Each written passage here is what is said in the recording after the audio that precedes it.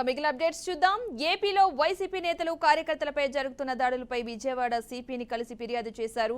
ఆ పార్టీ నేత స్వామిదాస్ వైసీపీ భవనాలు ధ్వంసం చేస్తున్నారని కంప్లైంట్ చేశారు. స్థానిక టీడీపీ ఎమ్మెల్యే ఒక వీధి రౌడీలా ప్రవర్తిస్తున్నారని అన్నారు. 500 మంది కొలికపూడి వైసీపీ ఆఫీసుపై దాడి చేశారని తెలిపారు.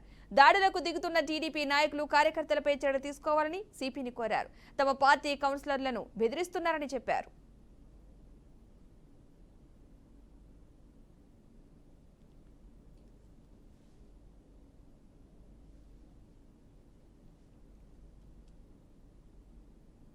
మేమందరం కూడా కలిసి వెళ్ళి పోలీస్ అధికారులకి, కమిషనర్ గారికి చెప్పడం జరిగింది. ఇది చాలా దుర్మార్గమైనటువంటి చర్య.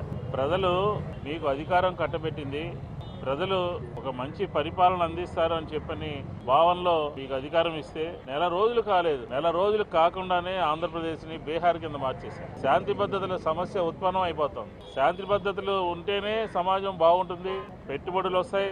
లేకపోతే ఎవరైనా సరే ఆంధ్ర రాష్ట్రం వైపు చూస్తారు. ఆ సూత్రం మీకు తెలియట్లేదా? ముఖ్యమంత్రి గారు, ఉప ముఖ్యమంత్రి గారు అదేమీ లేకుండా కక్షపూరితంగా తిరువూరు శాసనసభ్యుడే ఆ ప్రాంతానికి పోయి వారి మీద దగ్గరుండి ప్రతీకార చర్యలు తీసుకోవడం చాలా దుర్మార్గమైనటువంటి విషయం. దాడులు జరుగుతున్నాయి. వైఎస్ఆర్సీపీ పార్టీ నాయకుల మీద కావచ్చు, కార్యకర్తల మీద కావచ్చు, సానుభూతి కావచ్చు, ప్రతి ఒక్కళ్ళ మీద.